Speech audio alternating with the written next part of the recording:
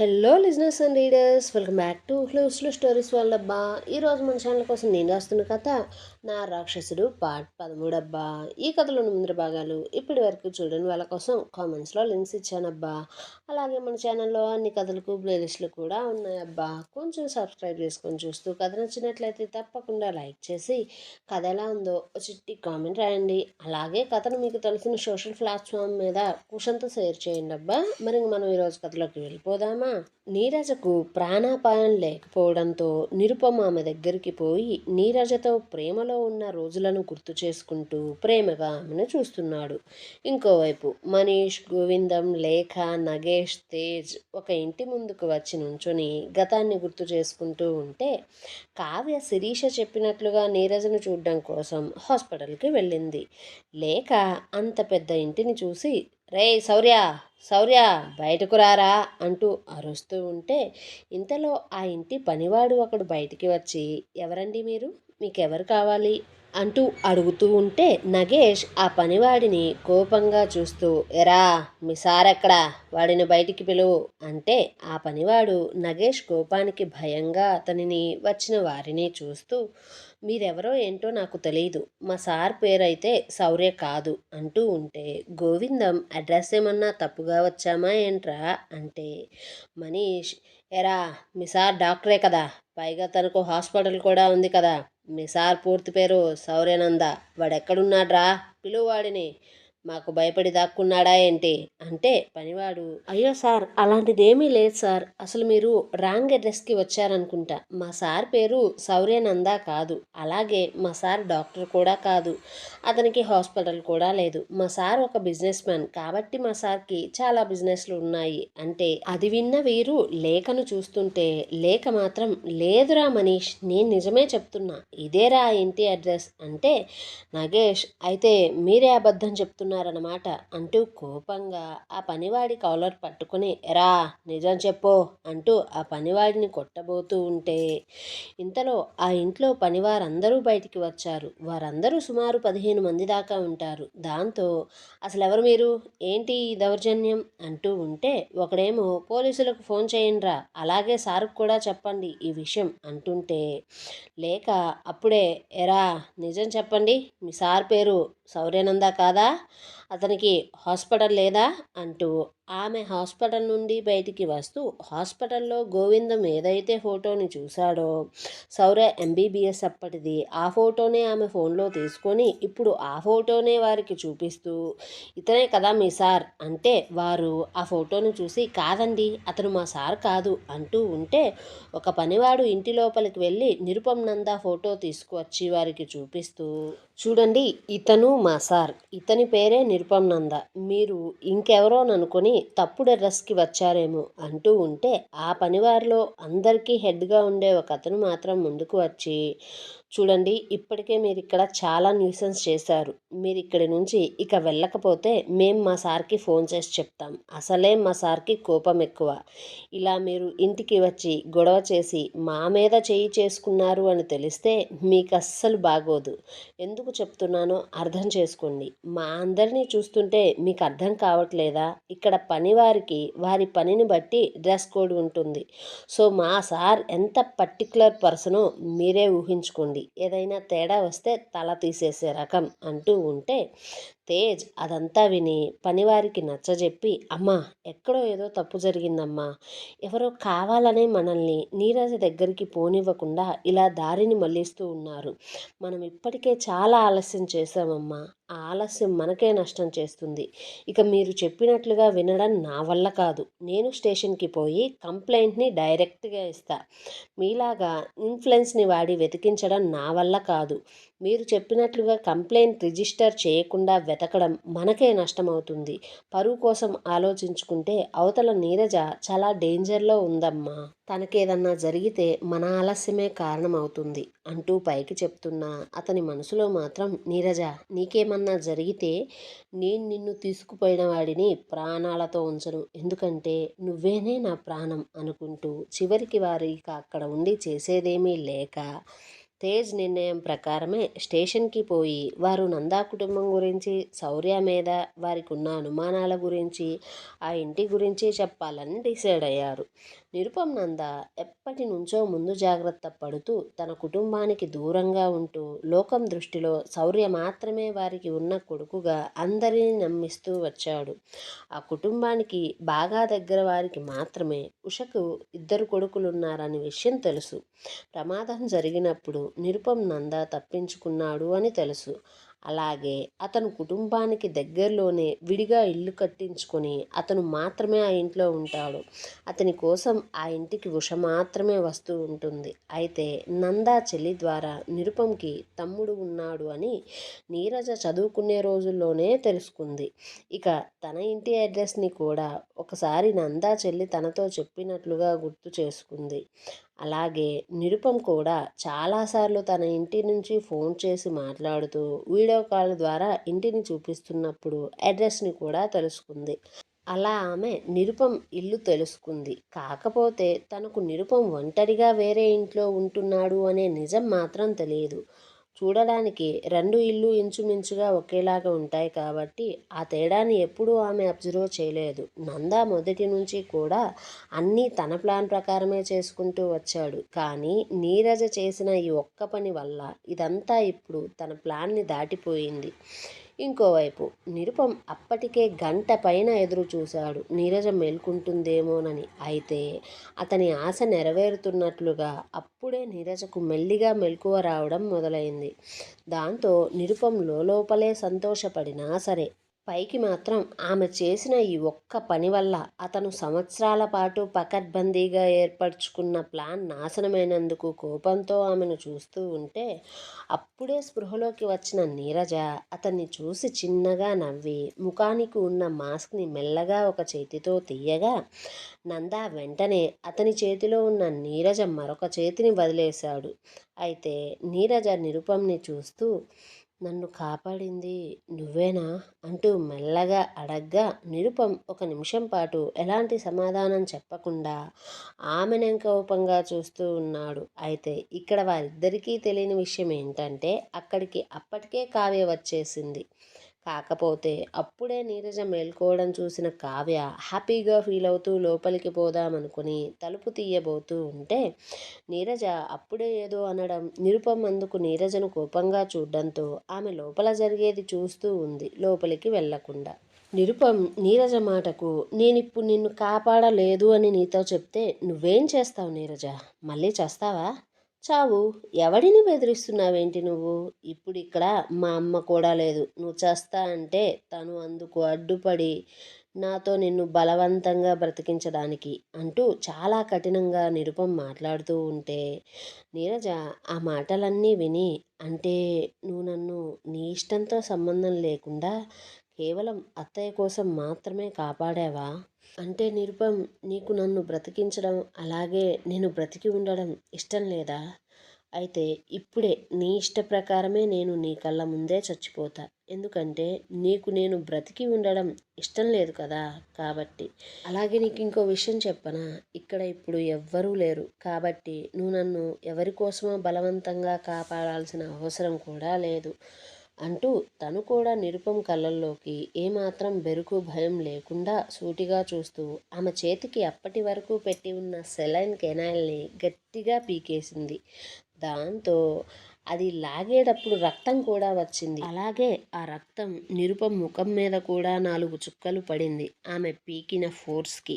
దాంతో నిరుపం ఆ రక్తాన్ని తుడుచుకుంటూ ఆమెను చూస్తూ తను చేసిన పనికి మరింత కోపంగా ఎర్రని కళ్ళతో నీరజను చూస్తే ఆ సమయంలో నీరజ రక్తం రంగుకు అతని ముఖంలో ఉన్న కోపానికి నిజంగానే తన కళ్ళ ముందు రాక్షసుడున్నాడేమోననిపించేలాగా ఉంది నిరుపంని చూడగానే. అయితే నిరుపం ఆమె చేసిన పనికి కోపంతో బెడ్ మీద ఉన్న నీరజ పీక పట్టుకొని కోపంగా ఆమె వైపు చూస్తూ పళ్ళు కొరుకుతూ చూడు నీరజ, ఇంకొకసారి నువ్వు ఇలా చస్తా అంటూ నన్ను బెదిరిస్తూ చచ్చిపోవడానికి ప్రయత్నాలు చేశావే అనుకో నేను చూస్తూ ఊరుకోను. అలాగే నేనేం చేయగలనో కూడా నీకు అస్సలు తెలియదు.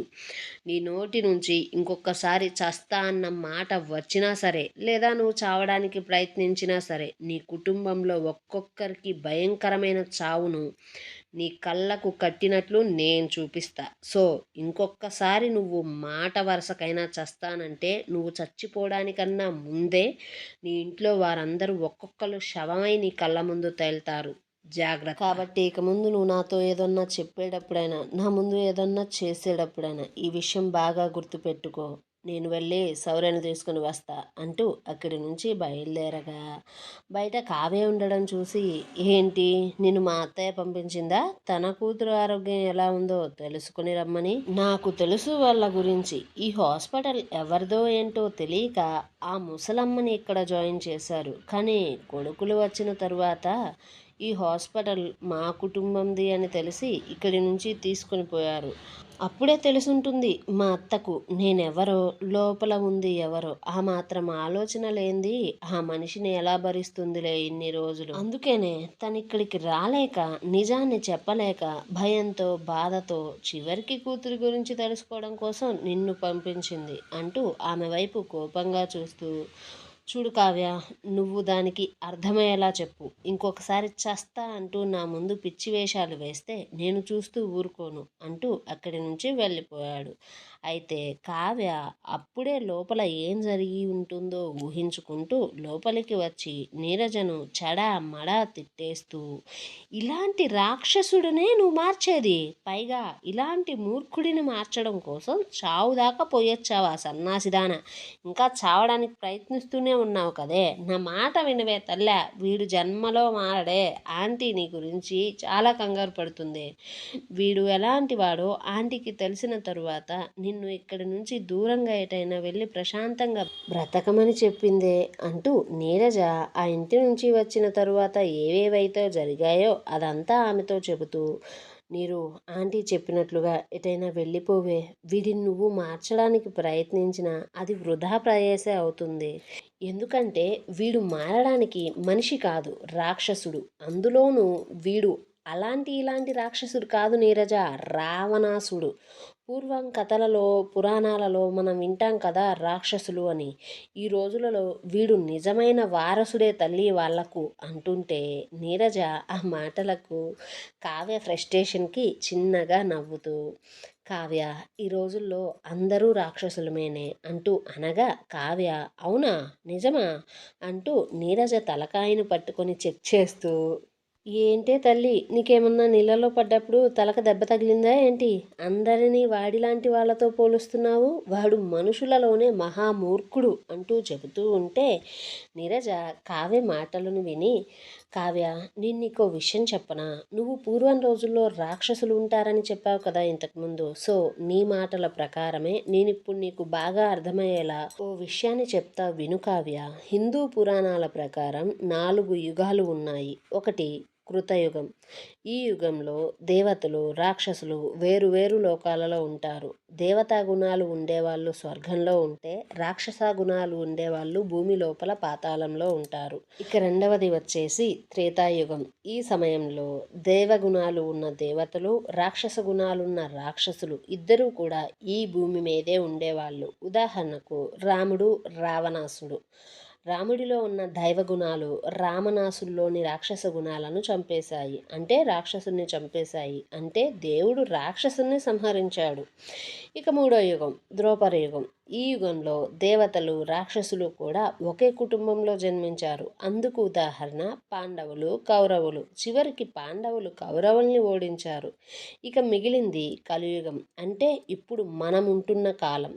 ఈ కాలంలో రాక్షస గుణాలు, దైవ గుణాలు రెండూ కూడా ఒకే మనిషిలో ఉంటాయి. మనం ఏ గుణాలతో ఎక్కువ చలామణి అవుతామో మనలో ఆ గుణాలే ఎక్కువగా ఉంటాయి కావ్య.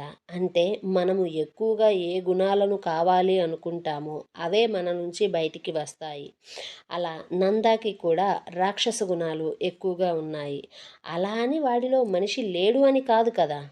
నేను వాడిలోని మనిషి లక్షణాలను బయటికి తీసుకొని వస్తా, మనిషిగా మారుస్తా. ఆ నమ్మకం నాకుందే. ఎందుకంటే ఏ యుగంలోనైనా సరే రాక్షసులు మాత్రమే అంతమయ్యారు.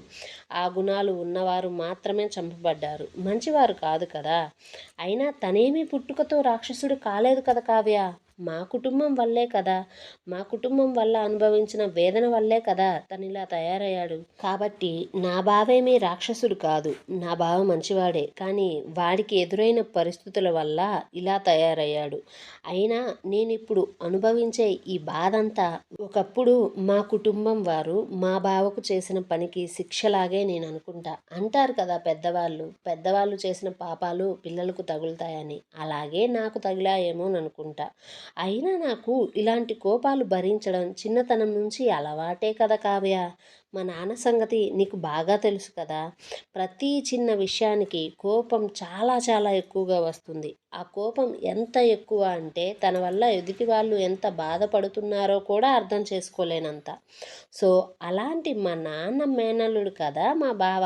సో ఆ మాత్రం కోపం వస్తుంది కదా, అది జీన్స్ కదా. ఇప్పుడు చెప్పు, మా నాన్న ఎక్కువగా కోపం చూపిస్తున్నాడు అని నేనెప్పుడైనా తనను వదిలిపెట్టి వెళ్ళలేదు కదా. తను మా నాన్న కాదు అని కూడా నీతో చెప్పలేదు కదా. ఇప్పుడు నా భర్త కూడా అంతే. సో నా భర్తకు కొంచెం ఎక్కువ కోపం ఉన్నంత మాత్రాన తను నా భర్త కాకుండా పోడు కదా. నీకు ఇక్కడ ఇంకో విషయం తెలుసా కావ్య, ఏ మనిషికైతే ఎక్కువ కోపం చూపించే లక్షణం ఉంటుందో ఆ మనిషే ఎక్కువ నిజాయితీగా కూడా ఉంటాడు. సో నాకు నా భర్త రాక్షసుడైనా సరే నాకు తనే కావాలి అంటూ కావ్యకు ఆమె భాషలోనే ఆ బంధాన్ని నిలబెట్టుకోవడానికి గల కారణాలను విడమర్చి చెప్పడంతో కావ్య నీరజ చెప్పిందంతా విన్న తరువాత నీరజను ఏమీ అనలేక చేసేదేమీ లేక రెండు చేతులు ఎత్తి దండం పెట్టి సినిమాటిక్గా, దేవుడా దీనికి నువ్వే తోడుగా ఉండు సామి అంటూ నీరజను చూస్తూ, నిన్న రాక్షసుడి దగ్గర నుంచి ఆ దేవుడే కాపాడాలే బాబు అంటూ చెబితే అప్పటికే వారిద్దరి చివరి మాటలు నిరుపం, శౌర్య వినేశారు. దాంతో శౌర్య ఆమె చెప్పిన మాటలకు అది ఐసీయూ అని కూడా చూడకుండా సంతోషంతో విజిల్ కొట్టి, వదినా నువ్వైతే సూపర్ తెలుసా, మీ నాన్నతో మా అన్నను పోల్చావు కదా. ఆ సమాధానం అయితే కేకహ కేకస్య కేకోభ్యహ. ఆ సమాధానంతో ఇక్కడి ఒకరి మైండ్ అయితే బ్లాక్ అయ్యేలా చేసావు తెలుసా అంటే నిరుపం మాత్రం కోపంగా కావ్యను చూడగా కావ్య బిక్క చచ్చిపోయి ఇక అక్కడ ఒక్క నిమిషం కూడా అతని వాడి వేడి చూపులను భరిస్తూ ఉండలేక వెళ్ళిపోయింది.